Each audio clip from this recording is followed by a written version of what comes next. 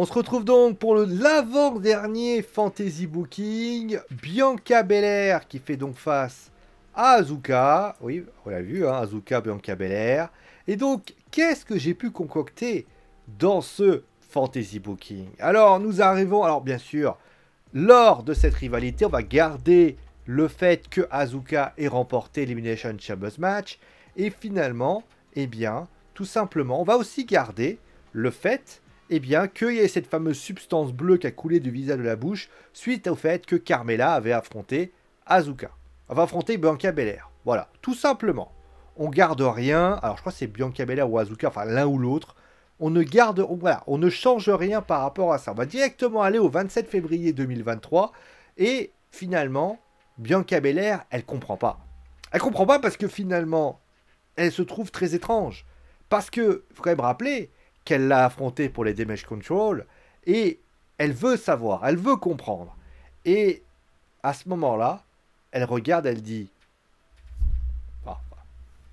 Voilà, tout simplement, c'est pas besoin de parler, elle fait ça. Et Bianca Belair qui... Vous savez qu'est-ce qu'elle fait? Elle fait... Et au moment où elle fait ça, elle fait... Le Blue Mist, et au final, qui l'aveugle complètement, Asuka finit par se marrer, pour ainsi dire. Nous sommes au 6 mars 2023. Asuka fait donc face à Carmella. Et donc, elle gagne très facilement. Mais durant la rencontre, eh bien, le côté sadique... Enfin, après la rencontre, le côté sadique d'Asuka prend le dessus. Elle veut pas lâcher son adversaire. Elle n'arrive pas à s'en sortir. Et là, il faut l'intervention de Chelsea Green pour essayer de la calmer. Asuka détruit tout le monde. Et à ce moment-là, eh bien, les deux filles finissent par prendre le dessus, sauf que Bianca Belair, elle arrive, elle regarde ça, elle se dit, vas-y, je vais l'aider, je vais l'aider.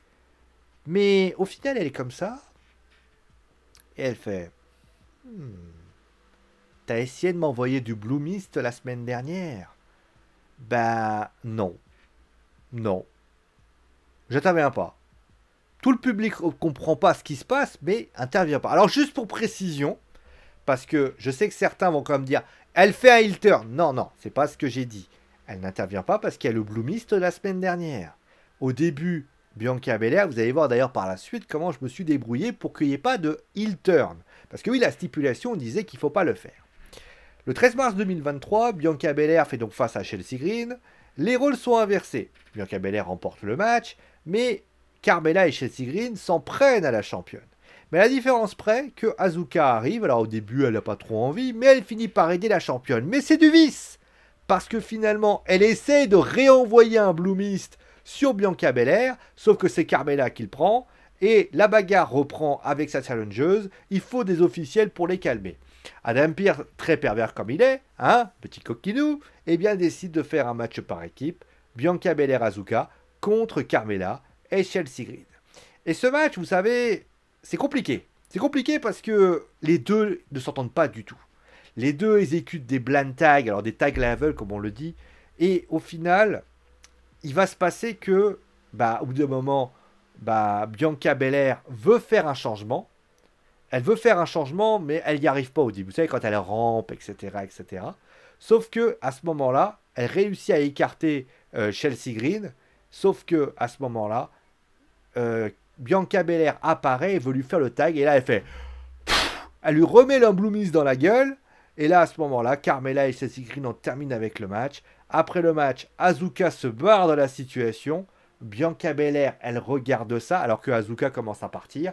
Elle l'attrape, elle la défonce. Les deux se tapent dessus. Et les officiels interviennent encore une fois. Et là, il va y avoir la confrontation. Alors, pour éviter qu'il y ait qu'une quelconque problème, eh bien, on les a isolés.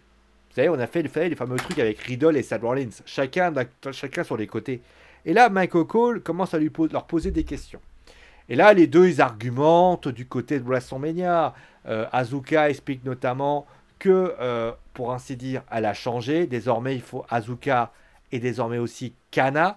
Bianca Belair est forte, mais qu'elle n'est pas prête pour elle. Et d'ailleurs, Asuka le regarde et lui dit « Tu n'es pas prête d'être à ma hauteur ». Et finalement, le match, la situation se termine ainsi.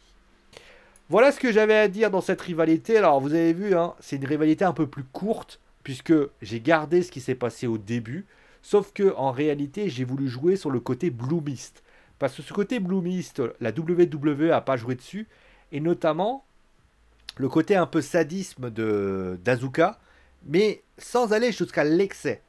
C'est-à-dire qu'elle joue avec l'esprit de Bianca Belair, elle l'a fait sortir de ses gonds. J'ai aussi fait en sorte que Bianca Belair était un peu alambiquée, on savait pas trop ce qui se passait. Et voilà ce qu'il en est pour ainsi dire. Mais en tout cas, la rivalité est bonne.